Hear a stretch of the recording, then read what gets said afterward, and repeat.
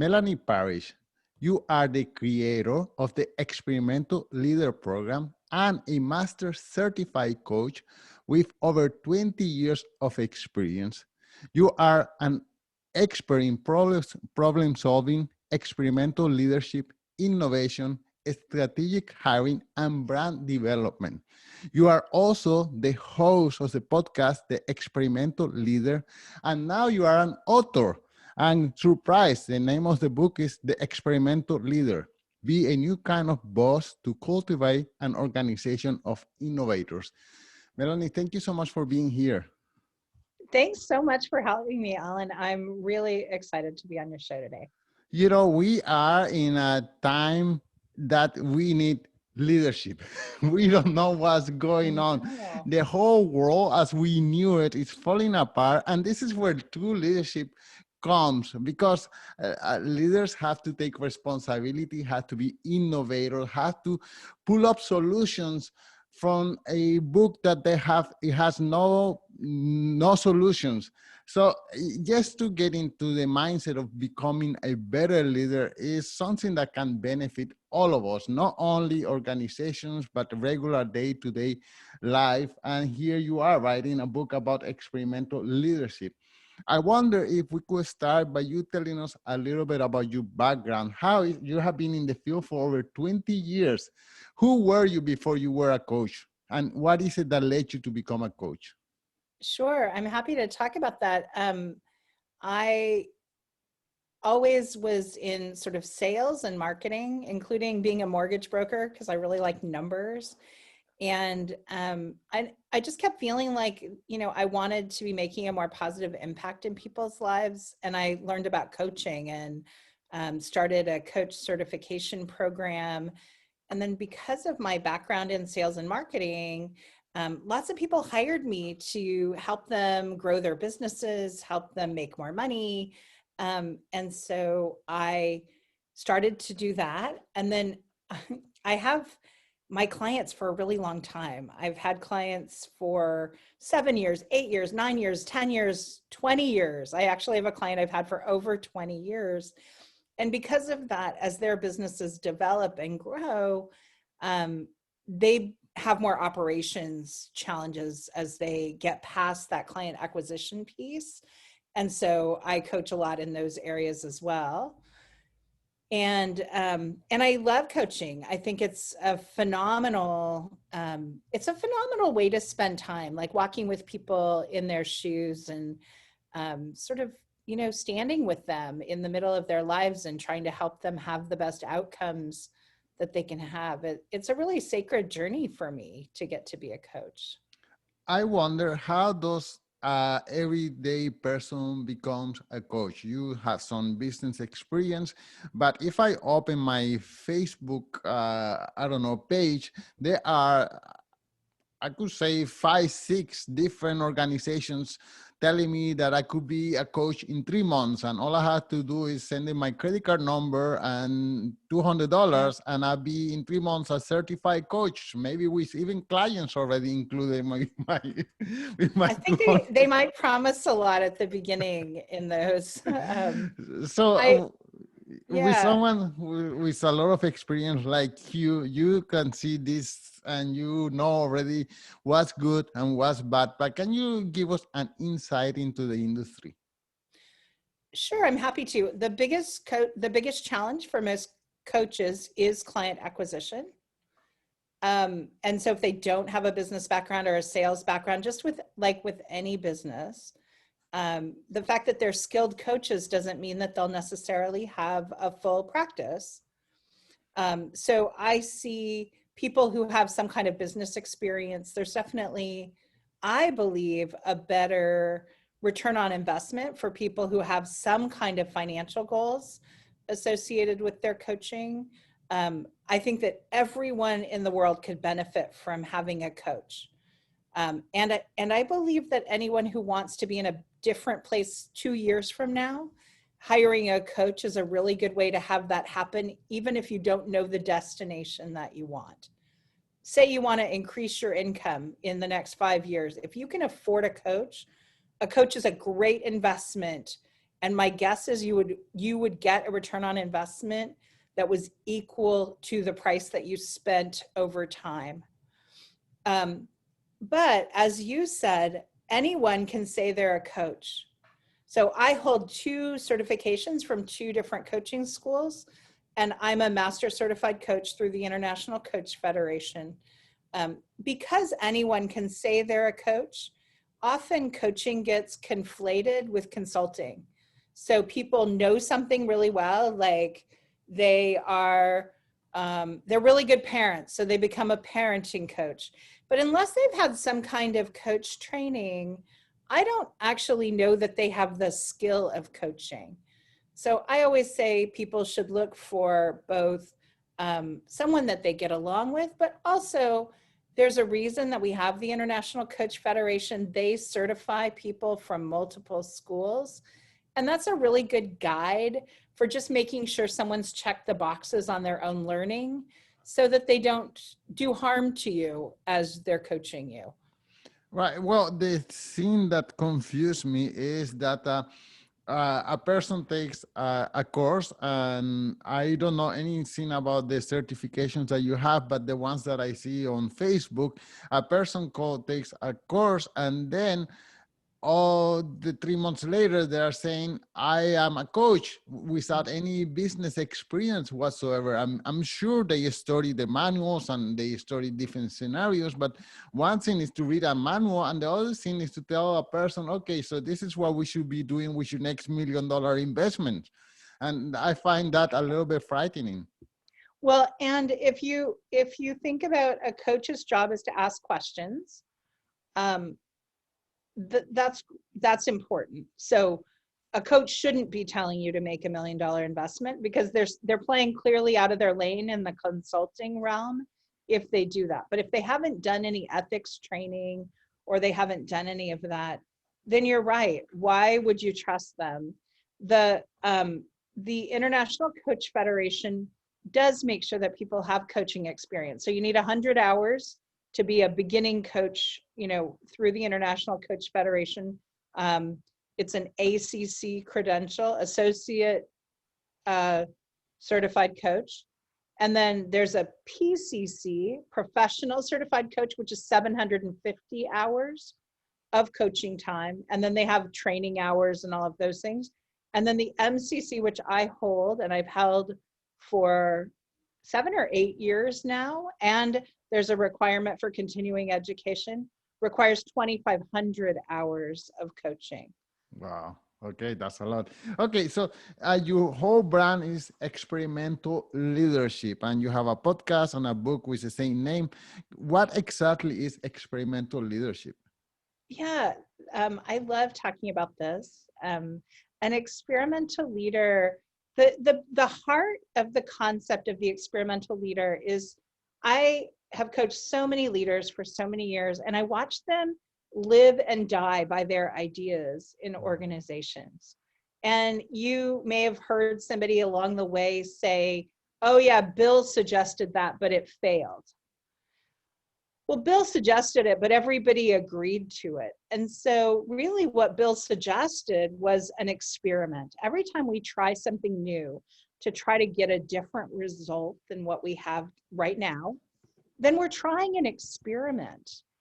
And so just adopting an experimental culture in an organization creates huge change. Everyone gets to discuss clearly what they want to experiment. So what they want to experiment with next. So you're not pitching the idea that you're positive is going to work.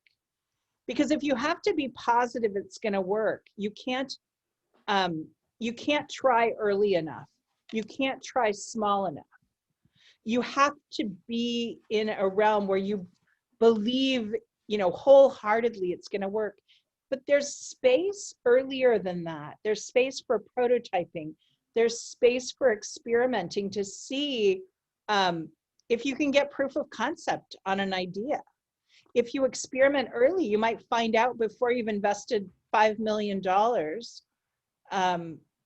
on bringing something to market that you never prototyped, you never got feedback from your customer about whether or not they wanted to buy it. So Right. that's sort of the heart of it. Okay, so then I find employees many times they live on fear of making this mistake and making that Yeah. other mistake. Is basically their supervisors. They haven't earned the confidence of the supervisor, or the supervisor is a mistrustful supervisor. So my question is, how can leaders create an experimental culture, a culture where it's okay to try new things? And well, if you make a mistake, that's the cost that people have to pay in order to continue innovate and create new products and services. Yeah, and you know, when leaders are starting to be leaders for the first time, often they adopt or mimic somebody who was a bad leader, somebody who was super charismatic, or somebody who was super dominant, because they don't have clear leadership models for how they could create a more positive culture. And so I actually have a new leadership program I'm launching in April. I'm super excited about it. And it's because leaders don't know how to develop people and how to listen to them and be in dialogue. And so this new leadership program that I'm doing, we spend a lot of time talking about how to hold people accountable, how to delegate, how do you work on your bottlenecks, how do you help things flow, how do you try things, how do you have an idea and take it forward in a safe to fail way. And so I think part of that culture that you're talking about, it's not easy to create that culture, but the first thing you stop doing if you want to create that culture is you stop yelling at people for getting things wrong. You stop being mad at them if they get it wrong, because that will kill an innovative culture faster than anything I can think of. Yeah, I had a female leader. She was in the army, and she thought that no, she was in the Navy, U.S. Navy, and she thought that to be a good leader, you had to scream at people because that's what she saw her male colleagues do. And it turns out she had her own distinct leadership style that didn't involve screaming or denigrating people. And she turned out to be a fantastic leader. People, or everyone underneath, loved her and felt open to propose new ideas and make mistakes and this and that. Uh, so the next question, we are, of course, COVID-19 have disturbed all our apparatus, whatever parameter that we had for leadership has been disturbed, to say the least. How a person adapts to this new environment where everything we do nowadays is through Zoom meetings. I mean, it's just, you don't get the same interaction that you used to get with face-to-face leadership. Well, I think you're right. I think this year's been like the leadership Olympics. You know, different countries have succeeded based on their leaders. You know, it really has been such an unusual year. And I think Zoom is a barrier, but Zoom also provides opportunity. I do think that we need to make sure as leaders during this time that we're caring for our people, that we're showing them that they're important as human beings, not just as a functional voice on a screen or just to get work done. We don't want to treat our staff as if they're robots that we can just extract value from, but we want to I always talk about passing buckets of work, delegating buckets of work so that people feel ownership over certain areas of the work that they do. And I think that's really important in these times, to not just be doing a set of tasks behind a computer at home or, you know, remotely from other people. It's important to be part of a team that's bringing something forward. And so that fostering of team, that fostering of doing it together is even more important. And there's all sorts of cool tools. You know, I like tech, I like tools, you know, all sorts of fun ways to do that with all the different apps and tools and Mm. all of that to just allow people just to show each other stuff on screens better. Right. So you just say a leader has to show that he cares for people, and you have many of us have the illusion that the leader is the one at the top, but actually, leadership is a position of service. You have to be encouraging and helping you people grow.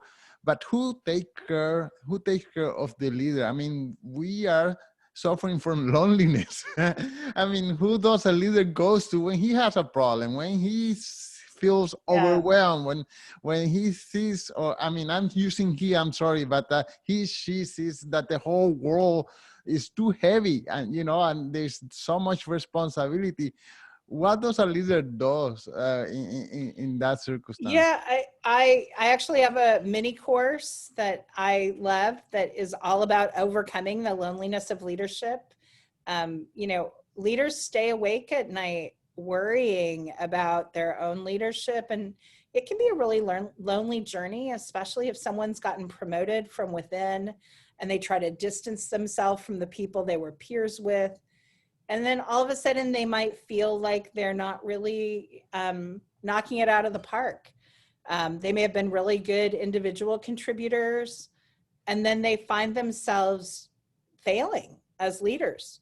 It's a pretty common thing that I hear from leaders in the first 0 to 3 years.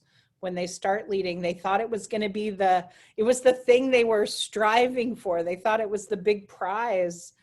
And then it didn't feel like that. They don't know how to fix it.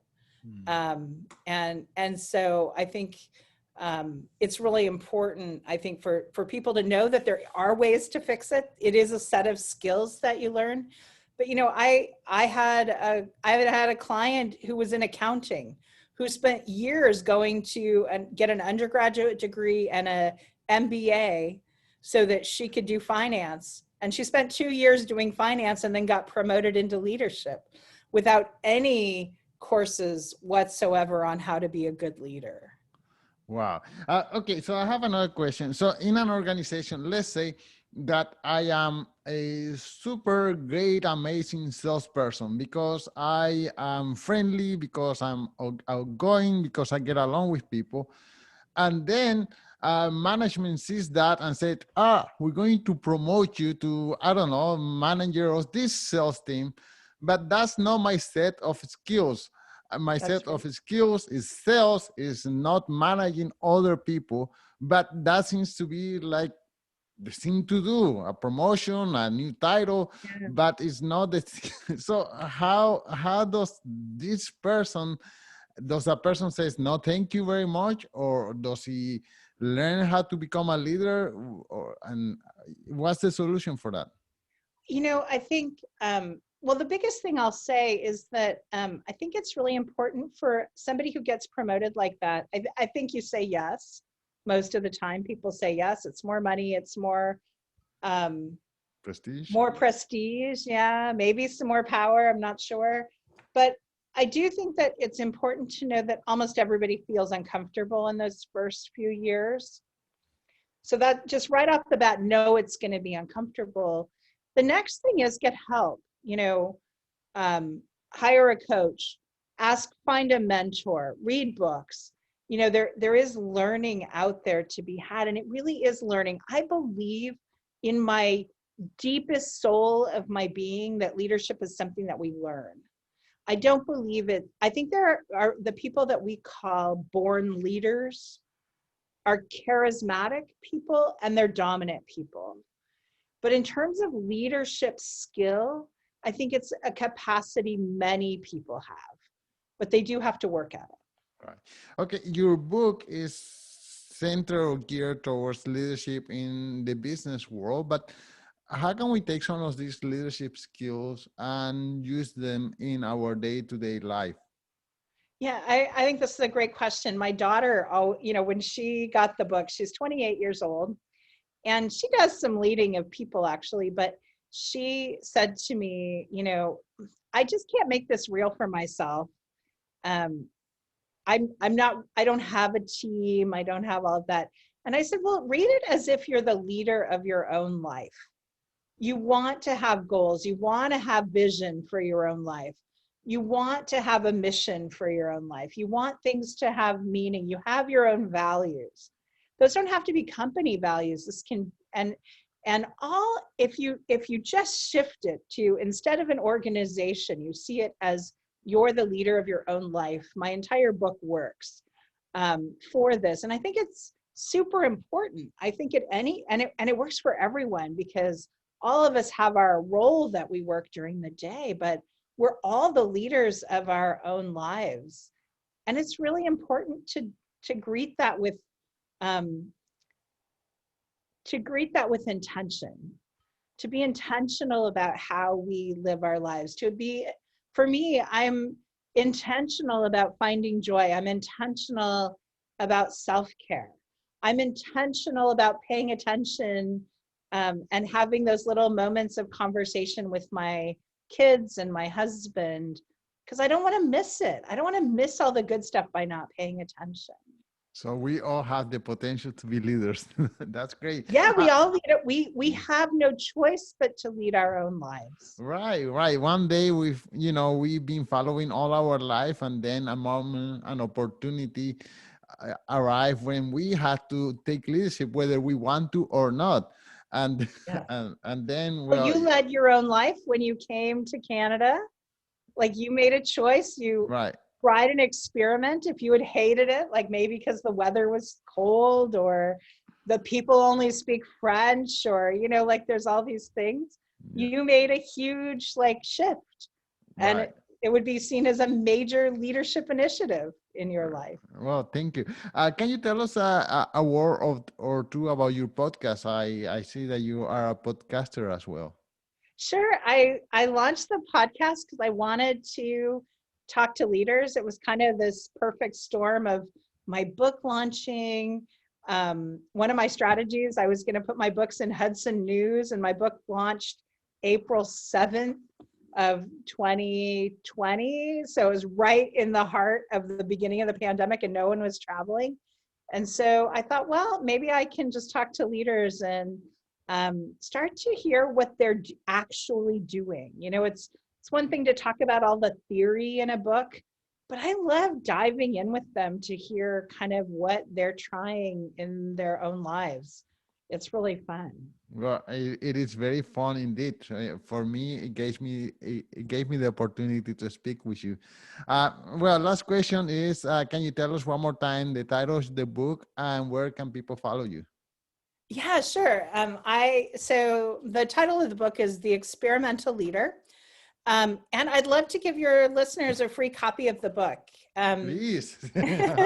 So you can get a free copy of my book at www.digitalbook.experimentalleader.com. And I hope that you will love the book. I hope you'll read it and share it tell everybody you know about it. But this is something I do for your guests, so they can pick up a copy and start to experiment in their leadership. For the listeners, you don't have to stop what you're doing right now. You could just, the link will be in the show notes. So if you're driving, continue driving and just check out the show notes after you get home or whatever. And Melanie, thank you so much for being here. It's been a real pleasure. I've really enjoyed meeting you. I love just, chatting about all these things experimental, and I love your questions.